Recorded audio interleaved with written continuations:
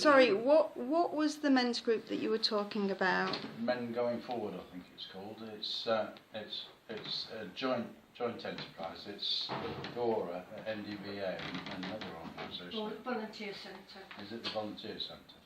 And the three of us together have put together this idea to reach out to men in late middle age, say from mid-40s up to 65, and because as I say, Mick and me went to this conference in Nottingham, and the suicide rate for men climbed very steeply for that age group.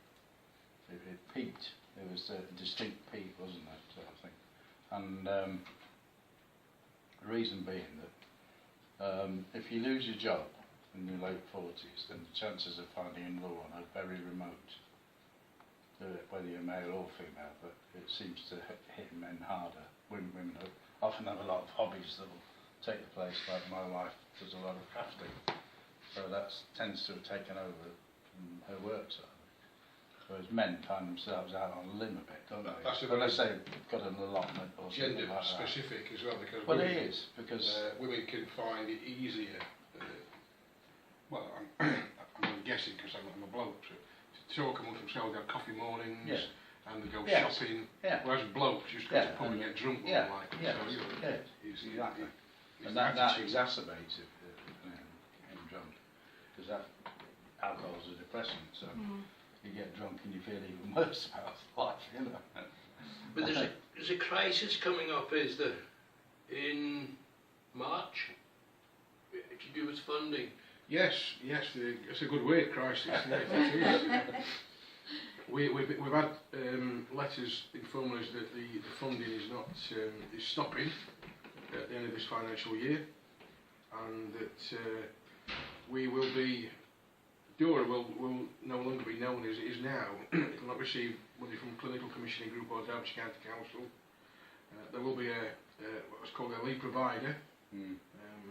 Organisations in sort of Chesterfield, in fact nationally, may get the tender. It may be Rethink. They seem a popular choice at the moment.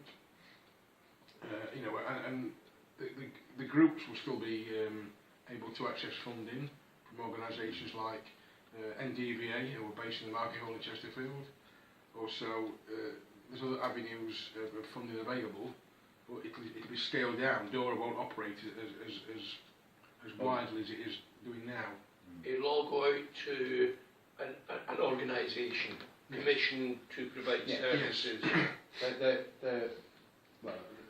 The Derbyshire County Council and the Health Service between them are deciding at this point, aren't they? I think you're going to reach a decision later in January as to which of the tenders, which of the outfits tendering gets awarded this contract that will operate from April this year for a minimum of 3 years with a possible extension to 5 years.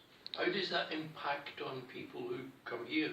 What difference is it going to make to them who provides it? Well, the here won't exist, basically. Andy is a person just over there that comes into Dora. Yeah, but we will have no funding for these offices from March, so we'll have to wind Dora up as it is now. The volunteers, we have volunteers come in, and they do admin work. It's to gain their confidence. So that will all go. Yeah. There will be no volunteers. It's a big part of their lives to come in here. So that will be gone. I mean, I suppose they could go and volunteer at Rethink. I don't think Rethink encourage volunteers. No. You don't? No. So I've heard. I mean, I don't want to badmouth them. It's okay, we'll check it out. But they might have to start encouraging volunteers because people like Andy have been cast out. Other organisations, I'm just thinking about, not bad-mouthing people, but that they require you to fulfil certain criteria. Yeah. To join or to be part of, the day service. Whereas Mark's said for years that we operate an open door policy that if you haven't been for a year, you can come back. It doesn't matter. You don't have to go through a referral, or you can just come in for a chat and a cuppa. So Mark's always had that, and I think that's the thing that people most miss. So the kind of service that's being provided, we were talking about some of the stuff that you do as an example of, what kind of stuff do you provide? We provide a photo group, we provide 2 art groups. Dora itself has 19 groups running, I believe, at the moment, for various things. So it's therapy for getting back into the normal world, so to speak. What kind of therapy? Art-based, photo-based, from my point of view. We also access into the community. We go for trips to Pollyanna Pickering exhibition, for example. She opens the house twice a year. We also go to Bakewell. We go to various places with interest chats, with take photos, have a cup of tea, piece of cake, peer support, support therapy in various ways. You're doing work at Rhubarb Farm as well, I understand. Yeah, I rent a classroom at Rhubarb Farm, where we run an art group, and also I was running a photo group from there as well. But we've taken the photo group to somewhere else now. We're running it from Tontine Road. Right. But we aren't based basically in an office.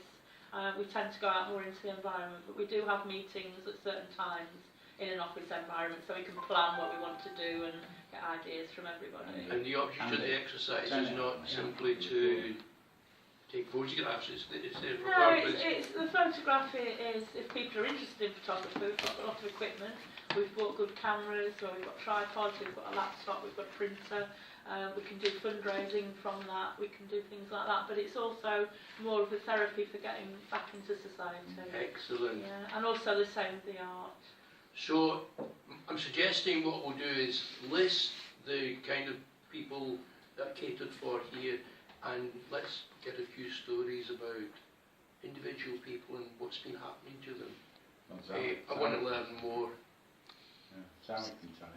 And I'm not editing the cat out. I thought that was fabulous.